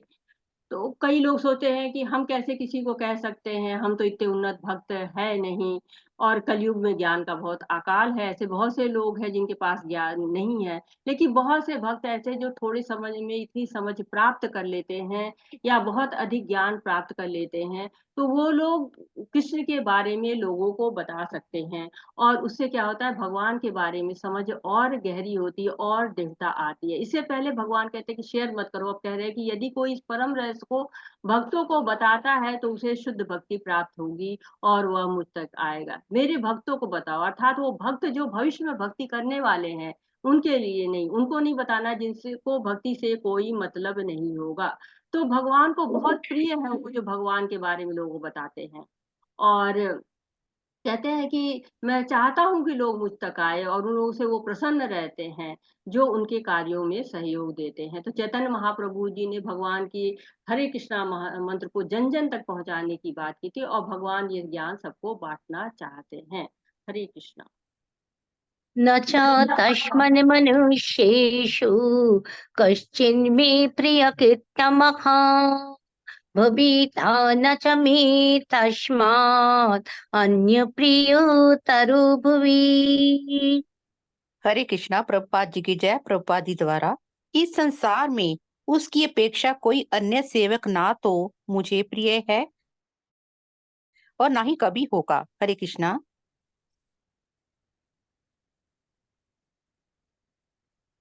हरे कृष्णा माता जी।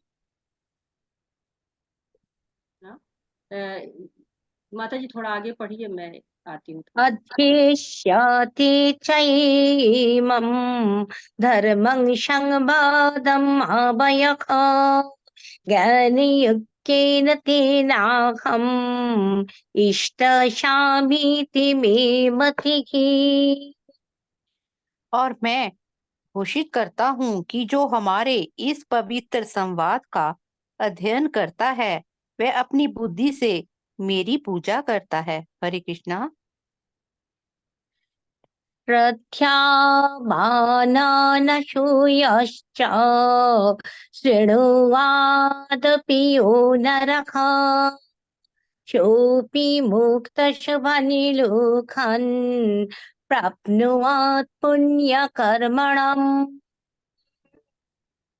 और जो श्रद्धा समेत और देश रहित होकर इसे सुनता है वह सारे पाप से मुक्त हो जाता है और उन शुभ लोकों का प्राप्त करता है जहाँ पुण्य आत्माएं होती हैं। हरे कृष्णा माता जी। धन्यवाद। हरे कृष्णा। माता जी किस श्लोक से था? हरे कृष्णा, पीछे आएंगे जरा। माता जी 69 to 71। हाँ, 69 पे आइए माता जी।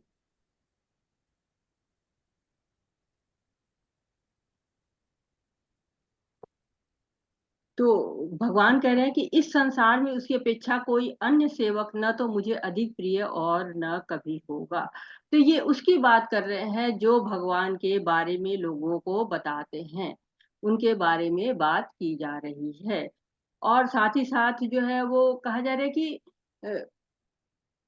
मैं जो है वो भगवान कह रहे हैं कि मैं बहुत सारा ज्ञान आपको दे रहा हूँ, और यह ज्ञान जो है वो सब तक पहुंचे, क्योंकि सारे लोग भगवान तक पहुंचे। भगवान सबको जान जो है वो अपने पास बुलाना चाहते हैं। तो हमें भी क्या करनी है, सेवा करनी है भगवान की, और भगवान के ज्ञान को बांटना है, क्योंकि भगवान के ज्ञान को जो बांटता है वो भगवान को बहुत प्रिय होता है। तो हम भी सेवा करते हैं, भगवान की माला बनाना, अर्च विग्रह की सेवा, मंदिर की साफ सफाई, और जो भी भगवान को प्रिय है वो सारे कार्य करते हैं। लेकिन भगवान के सबसे ज्यादा नजदीक वो है जो भगवान के परम रहस्यों को भगवान को बताते हैं। तो भगवान के पास जो है वो अंत में वापस जाते हैं। जैसे भगवान की सेना में हम जो है वो शामिल हो जाए, भगवान ये चाह रहे हैं कि भगवान की भक्ति करके हम भगवान के नजदीक जाए। और भगवत गीता किसके लिए है? भक्तों के लिए है। तो भगवान की भक्ति में हम दिया जलाते हैं, कपूर धूप जलाते हैं, हम टॉर्च बल्ब नहीं जलाते, लैंप नहीं, क्योंकि प्रकाश तो सभ्य है, लेकिन नहीं, हम भाव जानते हैं, हम सार जानते हैं कि हमें भगवान को क्या ऑफर करना चाहिए। तो अभी जब हम भगवान की जो है भगवत गीता को पढ़ रहे हैं, तो हम क्या कर रहे हैं, बुद्धि के द्वारा भगवान की पूजा कर रहे हैं। तो ये भक्ति पूर्ण क्रिया है, भक्ति का अंग है। हरे कृष्णा, आगे बढ़ते हैं माता जी। तो भगवान बता रहे हैं कि बुद्धि से पूजा कर रहे हैं, तो लेकिन बुद्धि से क्या करना है, हमें ना किसी की आलोचना करनी है, ना हमें किसी का छिद्रान्वेषण करना है, ना हमें उस बुद्धि का गलत प्रयोग करना है। हमें उस बुद्धि के द्वारा क्या करना है, भक्ति पूर्ण क्रिया करनी है। भक्ति के जो अंग होते हैं, उसमें एक अंग ये भी होता है कि हम शास्त्रों का अध्ययन करें, शास्त्रों के बारे में बातें करें, और ये भगवान का भी मत है। तो हमें बुद्धि का गलत प्रयोग न करके भगवान के लिए प्रयोग करना है, भजते के लिए प्रयोग करना है, भगवान की भक्ति को करना है, कीर्तन करना है, श्रवण करना है, शास्त्रों को पढ़ना है। और ऐसा कार्य करने पर भक्त जो है वो भगवान को बहुत प्रिय होता है।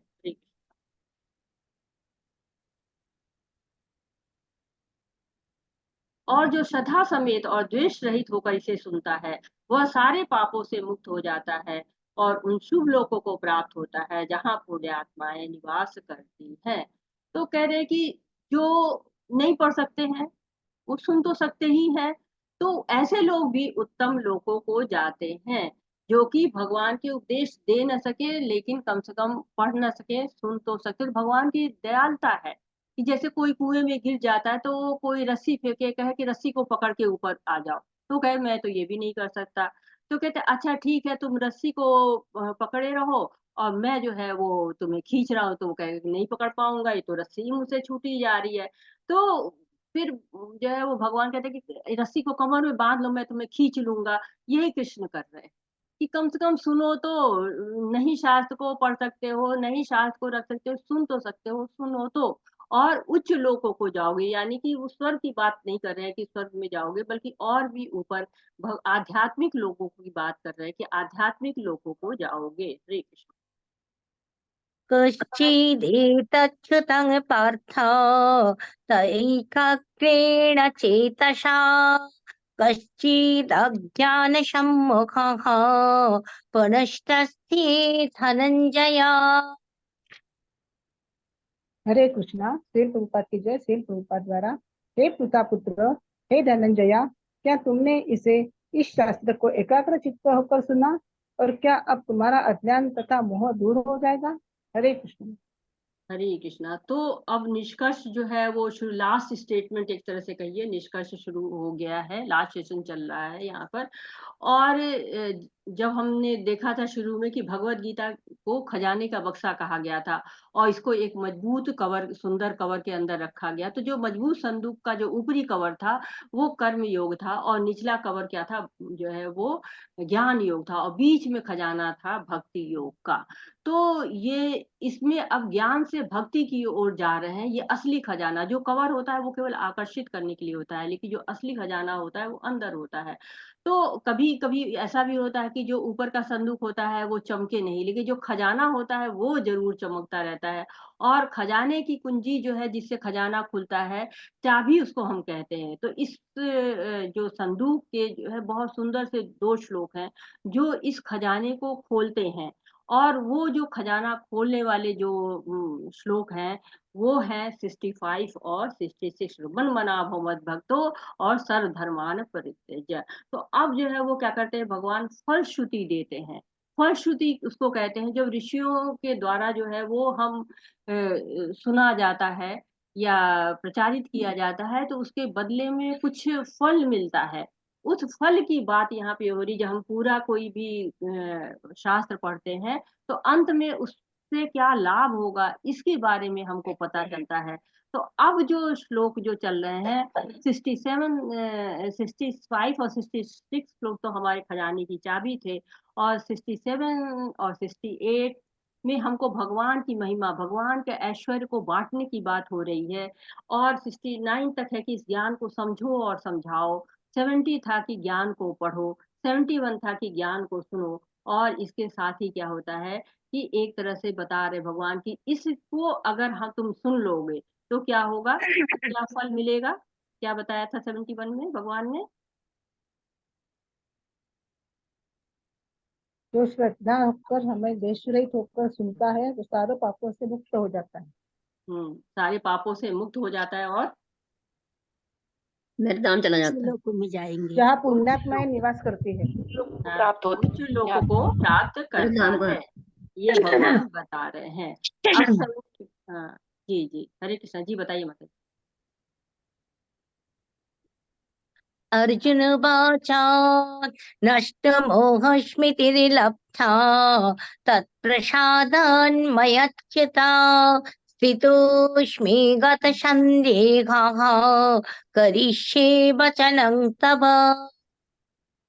हरे कृष्णा। अर्जुन ने कहा, हे कृष्ण, हे अच्युत, अब मेरा मोह दूर हो गया। आपके अनुग्रह से मुझे मेरी स्मरण शक्ति वापस मिल गई। अब मैं संशय रहित तथा दृढ़ हूँ और आपके आदेशानुसार कर्म करने के लिए उद्यत हूँ। हरे कृष्णा।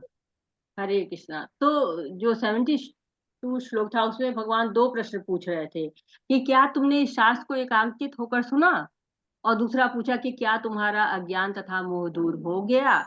तो ये दो बातें भगवान चेक कर रहे हैं अर्जुन को कि जो मैं मैसेज देने की कोशिश कर रहा था वो अर्जुन को समझ में आया कि नहीं। तो क्या तुमने समझा, एक सुना ठीक से, क्या तुम्हें समझ में आया। तो पहला प्रश्न था कि क्या तुमने एकाग्रचित होकर सुना। तो क्यों ऐसा पूछ रहे हैं भगवान, क्या उनको शक है कि अर्जुन ठीक से नहीं सुन रहे होंगे? नहीं, वो जगह युद्ध भूमि थी और वहां पर सुनने की समस्या थी, एकाग्रचित होने की समस्या थी। वहां पर ऐसी परिस्थिति नहीं थी कि जहां पर इतनी गंभीर चर्चा की जाए। तो वहां पर तरह तरह की आवाजें आती हैं, जैसे हमारे ही क्लास में किसी का माइक अनम्यूट होता है तो वहां से घर की बातें आती हैं, टीवी की बातें आती हैं।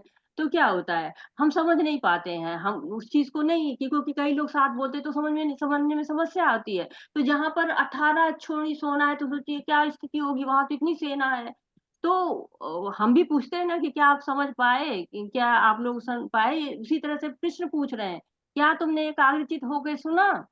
तो वो आसपास जो युद्ध भूमि थी उसकी वजह से जो शोर था उसकी वजह से पूछ रहे हैं कि क्या तुमने ठीक से सुना, और पूछ रहे हैं क्या तुम्हें समझ में आया, क्या तुम जो मैं कहना चाह रहा था वो तुम समझ पाए। तो ये दो श्लोक पूछ रहे हैं। तो उसके उत्तर में जो है वो पहले जब शुरू हुआ था ये अध्याय तो पूछा था, अर्जुन ने प्रश्न पूछा था और भगवान उत्तर दे रहे थे, और अब अंत कर रहे हैं इस श्लोक में से। ये आखिरी श्लोक है अर्जुन का, और जो है ये कृष्ण का भी समापन श्लोक आ ही गया है। तो क्या उसमें कहा उन्होंने कि क्या तुम्हारा मोह समाप्त हो गया। तो अर्जुन कह रहे हैं कि समाप्त हो गया मोह। मोह समाप्त होने से मेरी स्मृति वापस आ गई है। और कौन सी स्मृति आ गई है वापस, कि मैं आत्मा हूँ, मैं भगवान का भक्त हूँ। और ये सब हुआ कैसे, क्योंकि हे अच्युत तुम्हारे प्रसाद से, तुम्हारी कृपा से, तुम्हारी मर्जी से। 18वें अध्याय में मतलब ये तीसरी बार आया है तो प्रसादा, कि आपके प्रसाद से। और अंत में भक्ति कृपा से ही आती है भगवान के। बिना भगवान की कृपा की भक्ति हो ही नहीं सकती। कृपा जो है वो रास्ता बनाता है और भक्ति उस पर यात्रा करती रहती है। तो बहुत सारे विश्लेषण आए हुए हैं इसमें और भगवत गीता में, लेकिन एक ही निष्कर्ष आया हुआ है कि भगवत प्रसाद के बिना, भगवत कृपा के बगैर भक्ति नहीं मिल सकती। और इस भगवत कृपा से ही असाधारण जो है वो प्रसाद मिलता है, साधारण ज्ञान मिलता है। कृष्ण कृपा से ही हम ये ज्ञान पा सकते हैं, समझ सकते हैं। अर्जुन कह रहे हैं कि पहले जब आया था, पहले अध्याय में 1.21 में आया था कि अर्जुन कृष्ण से कहते हैं कि अच्युत कह के संबोधित करते हैं। और कृष्ण जो है वो 1.25 में पार्थ कहते हैं, और यहाँ फिर 18.72 में भी पार्थ कह रहे हैं। और जो है अर्जुन 1.21 में भी जो है अच्युत कहते हैं, और यहाँ 18.73 में भी अच्युत कहते हैं। तो ये आखिरी बार भगवत गीता में ये संबोधन आ रहे हैं अच्युत के और पार्थ के। तो अच्युत जो कभी नहीं गिरता है, जो अपने भक्तों पर कृपा करने से कभी भी नहीं फेल होते हैं, भक्तों पर हमेशा दया करते रहते हैं, और भगवान सारथी के रूप में भी यहाँ भक्त की अपनी सेवा कर रहे हैं। तो बहुत सुंदर सा दृश्य है ये, कि मोह से शुरू हुआ था, शुरू में ही उनको पहले अध्याय में मोह हो गया था, और अब यहाँ पर मोह समाप्त होता रहता है, संशय रहित हो जाते हैं, दृढ़ हो जाते हैं, और भगवान के आदेश के अनुसार कर्म करने के लिए तैयार हुआ। सबसे बड़ी बात यह है कि भगवान की कृपा उन पे हो गई है, और भगवान के लिए वो कर्म करने के लिए तैयार हो गए हैं। हरे कृष्णा। संजय वाचा इत्याखं वासुदेवस्य पार्थस्य च महात्मनः संवादमिमम् अश्रौषम् अद्भुतं रोमहर्षणम्। संजय ने कहा, इस प्रकार मैंने कृष्ण तथा अर्जुन इन दोनों महापुरुषों की वार्ता सुनी, और यह संदेश इतना अद्भुत है कि मेरे शरीर में रोमांच हो रहा है। हरे कृष्णा।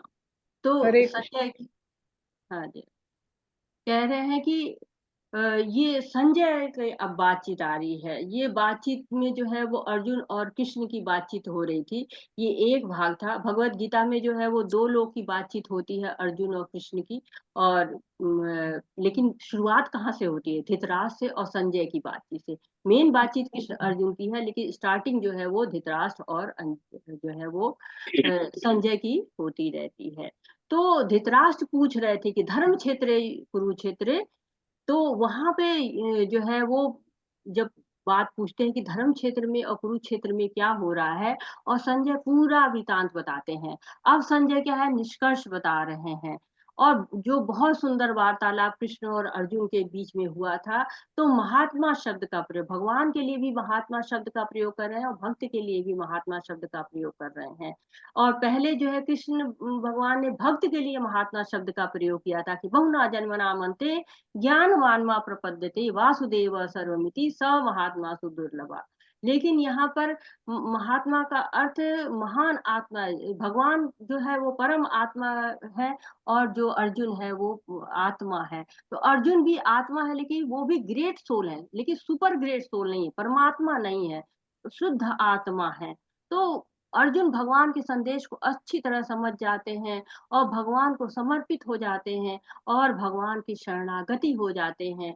और उसके बाद क्या होता है कि संजय अपनी स्थिति को बता रहे हैं कि मैंने सारा संवाद सुना है, और उससे क्या हुआ है, बहुत अद्भुत संवाद था, रोंगटे खड़े कर देने वाला था। अद्भुत संवाद सुन के रोंगटे खड़े हुए। शुरू शुरू में जब अर्जुन आते हैं रथ पर श्री कृष्ण के साथ युद्ध क्षेत्र में, और अपने परिजनों को देखते हैं युद्ध क्षेत्र में, तो उनके रोंग खड़े हो जाते हैं। वे पुत्र शरीरम में रोम हर्ष जायते, तो रोम उनके खड़े हो जाते हैं। रोम दो स्थिति में खड़े होते हैं, एक तो भय के कारण खड़े होते हैं, दूसरे परम आनंद में खड़े हो जाते हैं। तो अर्जुन के रोंगटे उस समय भय के कारण खड़े थे, अपने लिए नहीं कि मैं मारा जाऊंगा, बल्कि इसलिए कि इस मैदान में सब अपने खड़े हैं, उनको मारकर मैं पाप कर्म कर रहा हूँ, क्या मिलेगा इनको मारकर, कैसे मारूं, इसमें पितामह भी है, गुरुजन भी हैं, सब लोग हैं। लेकिन जो संजय है उनके रोंगटे खड़े हो रहे हैं, वो सुंदर महात्माओं का संवाद सुनकर उनके रोंगटे खड़े हो रहे हैं। जब नारद मुनि ने भगवान का दर्शन किया था, तो उनके भी रोमांचित हो गए थे। भगवान का दर्शन ऐसा ही होता है, जो देखता है देखता ही रह जाता है, उसका आनंद अलग ही होता है। हम भौतिक चीजों को लेकर और भौतिक आनंद को प्राप्त करते हैं, लेकिन वो आनंद उस तरह का नहीं होता। लेकिन जब हम मंगल आरती करते हैं, और जब भगवान के अर्च विग्रह के पास जाते हैं, तो जिस आनंद से भर जाते हैं, भगवान अब जब सामने होते हैं अर्च विग्रह के रूप में, हम बिल्कुल आनंद से भर जाते हैं। लेकिन जो प्रत्यक्ष दर्शन कर रहे हैं संजय, कितना आनंद प्राप्त कर रहे हैं, लेकिन धृतराष्ट्र नहीं प्राप्त कर पा रहे हैं। क्यों? क्योंकि भगवान को देख ही नहीं पा रहे हैं। वो उस आशा की तलाश में है कि कोई रास्ता मिल जाए, पांडव हार जाए, कौरव जीत जाए। भगवान उनके सामने अपने आप को प्रकाशित भी नहीं कर रहे हैं। क्यों? क्योंकि जब तक शरणागत नहीं होंगे, तब तक भगवान जो है वो कैसे आपके सामने प्रकाशित होंगे। तो धृतराष्ट्र के सामने भगवान नहीं प्रकाशित हो रहे हैं, उनके सामने अभी भी अंधेरा ही है। वो कह रहे हैं, धृतराष्ट्र कह रहे हैं कि संजय तुम्हारे वचन अमृत के समान है, लेकिन मैं उसे स्वीकार नहीं कर सकता हूँ। उनके लिए आकाश में या उनके जीवन में चारों ओर अंधेरा अंधेरा है। यदि हम आसक्त हैं, अपने बंधनों को नहीं काट पा रहे हैं, तो धृतराष्ट्र जैसे ही हमारे सामने जो है वो अंधेरा ही अंधेरा रहेगा। पूरी भगवत गीता जो है वो सुनाई संजय ने, लेकिन संजय क्या हो गए, फेल हो गए धृतराष्ट्र को समझाने में। संजय समझ गए, कृष्ण को वो समझ पाए, कृष्ण भावना भावित तो हो रहे हैं, लेकिन वो जो है वहां पर धृतराष्ट्र के जीवन में कोई भी उजाला नहीं हो पाया है। हरे वैश्प्रसादच्युतवान् एतद्गुह्यम् अहं परम् योगं योगेश्वरात् कृष्णात् साक्षात् कथयत स्वयम्। हरे कृष्णा। श्रील प्रभुपाद की जय। व्यास जी के द्वारा, व्यास जी की कृपा से मैंने ये परम गुह्य बातें साक्षात योगेश्वर कृष्ण के मुख से अर्जुन के प्रति कही जाती हुई सुनी है। हरे कृष्णा माता जी। हरे कृष्णा माता जी। तो जो है भगवान क्या कह रहे हैं, संजय जी कह रहे हैं कि गुरु को अपने दे रहे हैं, कि गुरु है हमारे सामने, गुरु हमको बता रहे हैं और गुरु के माध्यम से हम इसको समझ पा रहे हैं। तो गुरु को याद करें कि व्यास देव अगर हमारे सामने हैं, तो उन्होंने हमको ये दिव्य दृष्टि दी है और उस दिव्य दृष्टि के द्वारा हम भगवान तक पहुंच पा रहे हैं। ये गुरु की कृपा का महत्व बता रहे हैं कि गुरु की कृपा के बिना हम भगवान को प्राप्त नहीं कर सकते हैं। राजन् संस्मृत्य संस्मृत्य संवदम्मिमम् अद्भुतम् केशवार्जुनयो पुण्यम् हृष्यामि च मुहुर्मुहुः। हरे कृष्णा। श्रील प्रभुपाद की जय। हे राजन, जब मैं कृष्ण तथा अर्जुन के मध्य हुई इस आश्चर्यजनक तथा पवित्र वार्ता का बारंबार स्मरण करता हूँ, तो प्रतिक्षण आह्लाद से गदगद हो उठता हूँ। तो यदि हम भगवान की वाणी को पूरी तरह आत्मसात कर लेते हैं, तो हम गदगद हो जाते हैं, क्योंकि ये बहुत पवित्र संवाद है, अद्भुत संवाद है जो कृष्ण और अर्जुन के बीच में हुआ है। बार बार याद आता है, बार बार सुनने का मन करता है, इतनी सुंदर वाणी है, गदगद हो रहे हैं संजय। हरे कृष्ण। तच्च संस्मृत्य संस्मृत्य रूपमत्ताद्भुतं हरिखे विस्मयो मे महनि राजन् हृष्यामि च पुनः पुनः। हरे कृष्णा। श्रील प्रभुपाद की जय। हे राजन, भगवान कृष्ण के अद्भुत रूप का स्मरण करते ही मैं अधिकाधिक आश्चर्यचकित होता हूँ और पुनः पुनः हर्षित होता हूँ। हरे कृष्ण। तो यहाँ भगवान का अद्भुत साकार रूप का वर्णन, जिसको संजय बार बार याद कर रहे, हर्षित हो रहे हैं। भगवान हरे हैं, हरि हैं, अद्भुत हैं, दिव्य हैं, सच्चिदानंद रूप हैं। हरे कृष्ण। यत्र योगेश्वरो कृष्ण यत्र पार्थो धनुर्धरः तत्र श्रीर्विजयो भूतिर् ध्रुवनीतिर्मतिर्मम। हरे कृष्णा माता जी। प्रभुपाद जी की जय। यहाँ योगेश्वर कृष्ण है, जहाँ योगेश्वर कृष्ण है और जहाँ परम धनुर्धर अर्जुन है, वहीं ऐश्वर्य, विजय, अलौकिक शक्ति तथा नीति भी निश्चित रूप से रहती हैं। ऐसा मेरा मत है। हरे कृष्णा। बहुत बहुत धन्यवाद। बहुत बहुत धन्यवाद। यत्र योगेश्वर कृष्ण, भगवान सारे योग के ईश्वर है। जब हम योग करते तो हमें सिद्धियां मिलती हैं, शक्ति मिलती है, और भगवान क्या है, सारे सिद्धियों के स्वामी हैं। सारी सिद्धियां भगवान से हैं। यत्र पार्थो धनुर्धर, तो बहुत ही महत्वपूर्ण बात है कि पार्थ अब इस समय धनुर्धर, धनुष धारण कर लिया उन्होंने, धनुर्धर हो गए हैं। जो गांडी उन्होंने उठा के रख दिया था, जो हमने पहले अध्याय में पढ़ा था, एव मुक्ता अर्जुन संख्ये रथोपस्था उपस्थित विश्व संसरा चापा शोक संबिन मानस, कि युद्ध भूमि में अर्जुन अपना धनुष बाण एक और रख के शोक संतप्त होकर रथ के आसन पर बैठ जाते हैं। अब क्या है, अर्जुन धनुर्धर हो गए हैं, धनुर्धरा हो गए हैं। जैसे हम पढ़ते पढ़ते किताब एक तरफ रखते हैं तो क्या होता है, हम नहीं पढ़ रहे हैं, उसी तरह अर्जुन धनुष एक तरफ रख दिए हैं, यथा युद्ध नहीं कर रहे हैं। लेकिन अब अर्जुन क्षत्रिय धर्म का ही नहीं बल्कि कृष्ण की आज्ञा का पालन करने के लिए युद्ध करने को तैयार हो गए। ये क्या बता रहा है कि गांडीव आ गया है अर्जुन के हाथ में। वो दृढ़ता दिखा रहे हैं कि अर्जुन कृष्ण की सेवा करने के लिए तत्पर हो गए हैं। उन्होंने चिंतन मनन कर लिया, भगवान कहते कि सारी बातों पर मनन करो, और उन्होंने कर लिया है। यथेच्छेषु तथा कुरु, जो अर्जुन ने दृढ़ संकल्प कर लिया कि वह भगवान की आज्ञा को मानेगा। जब भगवान अर्जुन के कर्मों के फलों को स्वयं लेने को तैयार हैं, उनके सारे पापों से मुक्त करने के लिए तैयार हैं, तो अर्जुन भी उनकी आज्ञा मानने के लिए तैयार हैं। भगवान जो है वो भगवत गीता के आरंभ में जो है अर्जुन देखना चाहते हैं कि मेरे विरुद्ध कौन लड़ने आया है, उनकी कितनी स्ट्रेंथ है, कौन कौन है मेरे विरुद्ध। तो हम जब प्रमाण की बात करते हैं तो प्रत्यक्ष प्रमाण, अनुमान प्रमाण, शब्द प्रमाण की बात करते हैं, तो अर्जुन प्रत्यक्षता देखना चाहते हैं, किसके विरुद्ध लड़ना है। अनुमान लगाना चाहते थे कि इनके साथ लड़के हमको मिलेगा क्या, कैसे नीति बनानी है, कैसे व्यू रचना करनी है, परंतु ये सब फेल हो गया। जैसे ही कृष्ण के शब्द सुने इन्होंने, कृष्ण उनको सब बताते हैं, ज्ञान योग, कर्म योग, ध्यान योग, भक्ति योग, अपना और जीव का संबंध, स्वयं की स्थिति, जीव की स्थिति, काल, प्रकृति, प्रकृति के गुण, जब सब बता देते हैं तब अर्जुन में दृढ़ता आती है कि उन्हें क्या करना है। ये शब्द प्रमाण है। तो कृष्ण ने जो है वो यहाँ पर शब्द प्रमाण के महत्व को सिद्ध किया। जैसे हम जप करते हैं तो प्रत्यक्ष रूप से देखते हैं कि सारी दुनिया तो मौज कर रही है और हम हरे कृष्णा कर रहे हैं, तो क्या कर रहे हैं, हम उनसे ज्यादा मजा कर रहे हैं। उनकी तो जो है क्या है, भौतिक कार्य कर रहे हैं, भौतिक दुनिया है। हमें क्या चाहिए, हमें भगवान के जो है वो आनंद चाहिए, भगवान से मिलने वाला। तो हमें अपनी सोच को भौतिक दुनिया में नहीं लगाते हैं, हम क्या करते हैं कि भगवान की दुनिया में लगाते हैं, भगवान की सेवा पे लगाते हैं। हमें क्या करना है, हम अनुमान नहीं लगाना है कि हमें क्या होगा, या हमें किसी प्रत्यक्ष प्रमाण की आवश्यकता नहीं है। हमें केवल भगवान की आवश्यकता है, भगवान के शास्त्रों की आवश्यकता है, आचार्यों की, जो हमें गुरु की आवश्यकता है, जो हमें भगवान के बारे में बताएं कि ये संसार तो दुखालय है, सब सुखी होने का बहाना कर रहे हैं, अंदर से कोई सुखी नहीं है।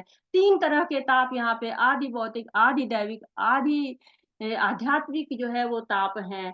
लेकिन क्या है कि भगवत गीता में बताया है भगवान ने कि उनका शाश्वत धाम कहाँ पर है, और वो शाश्वत धाम का रास्ता कहाँ जाता है, जहाँ आनंद ही आनंद है, कोई दुख नहीं है। जैसे शब्द प्रमाण अर्जुन को रास्ता दिखाते हैं, वैसे ही भगवान के शब्द जो भगवत गीता भागवतम में है, वो हमको सही मार्ग दिखाते हैं, जिनको हम साधु तथा गुरु के माध्यम से अच्छी तरह से समझ सकते हैं। तो जो अर्जुन ने प्रत्यक्ष प्रमाण से देखा तथा शब्द प्रमाण से सुना, उसी की तरह से हमको भी क्या करना है, श्रवण कीर्तन के माध्यम से हमको श्रवण करना अति आवश्यक है। यदि हम श्रवण जो है वो हमारा अनियंत्रित हो जाता है तो भक्ति हम पर बोझ लगने लगती है। जप करना, कीर्तन करना, सब सेवा करना सब कठिन लगने लगता है। लेकिन जब हमारे मन जो है वो भगवान में हो जाता है, कोई संघर्ष हमारे मन और बुद्धि में नहीं रहता है, तो क्या होता है, हम भक्ति में लग जाते हैं। लेकिन अगर संघर्ष चलता है तो बुद्धि कहती है भक्ति करो, मन विरोध में खड़ा हो जाता है। तो श्रवण के माध्यम से जमी धूल को रोज साफ करते रहना है। हम उत्साहित नहीं रहेंगे तो श्रवण कैसे, क्या होता है, क्योंकि जब हमारा पोषण नहीं होता है, जैसे शरीर को भोजन चाहिए, वैसे आध्यात्मिक ऊर्जा को भी पोषण चाहिए। जैसे मोबाइल चार्ज करते हैं, वैसे ही हमें अपने आप को श्रवण के माध्यम से चार्ज करना। आध्यात्मिक ऊर्जा का अर्थ होता है कि जो हमारे अंदर जो इच्छा है भगवान की सेवा करने की, वो जब हम सुनते हैं तो हमें भगवान से और प्रेम होता है, भगवान की कृपा प्राप्त होती है तो हमारा प्रेम और बढ़ता है। और जो अर्जुन है धनुर्धर हो गए हैं, धनुष धारण कर लिए हैं, तत्र से विजयो भूति। तो वहां पर जहां पर अर्जुन है, जहां पर कृष्ण है, विजय वहीं पर है। जहां पर चमत्कारी भगवान है और दृढ़ भक्त है, विजय वहीं पर है, और श्री भी वहीं पर है। तो श्री जो है यानी कि भगवान की जो है वो विभूति, श्री जो है वो जैसे कि कहते हैं ना, श्री भूति मर्ति मम। तो श्री यानी कि लक्ष्मी, और भूति मतलब विभूति, जो कि और मर्तिमम जो भगवान की जो है वो दृढ़ता हमको मिल रही है, ऐश्वर्य दिख रहा है, विजय दिख रही है, असाधारण शक्ति दिख रही है, दृढ़ता दिख रही है, नैतिकता दिख रही है अर्जुन की, ये सब जो है वो हमें मिल सकती है जब हम भगवान के शरण में रहते हैं। तो पूरी भगवत गीता सुनाने के बाद संजय अपना मत प्रकट कर रहे हैं तो धृतराष्ट्र तो जानना चाह रहे थे कि कौन जीत रहा है, तो संजय का जवाब है कि जहाँ पर कृष्ण है, जहाँ पर अर्जुन है, जीत वहीं पर है। एक तरह से बता रहे हैं कि उनके जीतने की कोई आशा भी नहीं है। और इस तरह से भगवान जो है वो संजय भगवान के बारे में बता रहे हैं कि जहाँ पर कृष्ण होते हैं, जहाँ योगेश्वर कृष्ण है। तो कुछ लोग कृष्ण को केवल योगियों में सर्वोपरि मानते हैं, लेकिन यहाँ पर भगवान जो है वो बताया जा रहा है कि योगों के भी ईश्वर है, वहां पर भी जो वो सर्वोत्तम है। और पार्थ धनुर्धर है, यानी कि जिनका निशाना अचूक है। और हमारी भक्ति का भी निशाना अचूक होना चाहिए, केवल कृष्ण पर निशाना होना चाहिए। वहां पर राधा रानी की कृपा भी आ जाती है, वहां भगवान की नीतियां, ऐश्वर्य, विजय, अलौकिक शक्तियां, सब कुछ है। असाधारण है कृष्ण, असाधारण है जो भगवान के भक्त हैं, और वो भी असाधारण है जो भगवान की कृपा हमारे पर होती है। तो हमारी बुद्धि है, हमारा व्यवहार है, हमारी शरणागति है, सब कुछ कृष्णमय हो जानी चाहिए। हरे कृष्णा कृष्ण कृष्ण हरे हरे, हरे रामा हरे राम राम राम राम राम हरे हरे हरे। हरे हरे वाञ्छाकल्पतरुभ्यश्च कृपासिन्धुभ्यैव च पतितानां पावनेभ्यो वैष्णवेभ्यो नमो नमः। अनंत कोटि वैष्णव वृंद की जय। श्रीला प्रभुपाद की जय। हरे कृष्णा हरे कृष्णा माता जी। हरे हरे हरे हरे, कृष्ण हरे माता राम जी, हरे हरे हरि कृष्ण। राम, बोल। हरे बहुत कृष्ण बहुत हरे धन्यवाद माता जी, हरे बहुत बहुत कृष्ण। बहुत धन्यवाद। सुंदर। हरे धन्यवाद। हरि बोल माता जी, हरि बोल, हरि बोल। आनंद आ गया माता हरे जी, बोल, आनंद। हरे बोल। हरि बोल। हरे कृष्णा हरे कृष्णा माता जी, हरे कृष्णा माता जी। हरे कृष्णा माता जी। हरे हरे कृष्णा माता जी। हरे कृष्ण माता जी। हरे कृष्णा माता जी। हरे हरे कृष्णा। राम। क्षमा प्रार्थी हूँ अगर कुछ कमी हो गई, क्योंकि मैं खुद भी जो है वो वैसे ही थोड़ा सा गदगद हुई जा रही थी। और ये लास्ट का जो सेगमेंट होता है, ये मेरा बहुत ही प्रिय सेगमेंट है, और इसमें जब भी मैं आती हूँ तो मैं बिल्कुल भाव विह्वल हो जाती हूँ। तो अगर उसमें कोई त्रुटि हो तो कृपया क्षमा प्रार्थी। बहुत सुंदर नहीं माता जी, आपसे टूटी अद्भुत। हुई माता जी, माता जी आपसे बहुत अच्छे से पढ़ाते हो, माता जी बहुत सुपर अच्छा सुपर। समझाते हो। हरे माता जी अद्भुत, बहुत माता हरे जी सुंदर। कृष्ण। के शरीर के रोंगटे खड़े हो गए थे। जी माता जी, मैं देख रही थी कि जो माता जी पढ़ रही थी उनकी आवाज भी भर भर आ रही थी। ये सेगमेंट ऐसा होता ही है, मैं बहुत ही ज्यादा मैं भी विह्वल हो जाती हूँ। और जो भी एक चीज ये भी है कि अगर पूरी भगवत गीता पढ़ने के बाद भी अगर भगवान के प्रति भक्ति न होना है, तो हो ही नहीं सकता, ऐसा पॉसिबल ही नहीं। आपने तो साक्षात दर्शन करा दिए माता जी। हरे जी जी बिल्कुल। हरे पूरा हरे। तो किसी का कोई प्रश्न तो अब नहीं कहूंगी। हाँ, कोई अगर अपना कुछ ऐड करना चाहता है, कोई अपना मत रखना चाहता है, तो मैं कहूंगी अब आप लोग अपना अपना मत रख सकते हैं। और इस क्लास के संबंध में अगर आपको किसी भी तरह के कुछ भी कहना है तो मोस्ट वेलकम। ये माता जी हमको फिर से लेना है इसी क्लास इनका में। एक ही लिंक मिलेगा जी माता जी। यूट्यूब पे, एक ही लिंक पे सारे मतलब अध्यायों का। हाँ जी माता जी, जरूर मिलेगा। जो है मैं कोशिश करूंगी कि आप लोग को दे दूं। हरे कृष्णा। चैट में कोई प्रश्न तो नहीं है? नहीं माता जी, प्रश्न बहुत नहीं अच्छे है। से समझाया माता जी, हरे बहुत बहुत धन्यवाद। बहुत बहुत माता जी फिर से मुझे लेना सेकेंड डे पूरा में। हृदय निकाल कर रख दिया माता जी ने अपना, बिल्कुल। हम्म, बहुत ही सुंदर वर्णन किया, बहुत ही बहुत सुंदर। अच्छा लगा।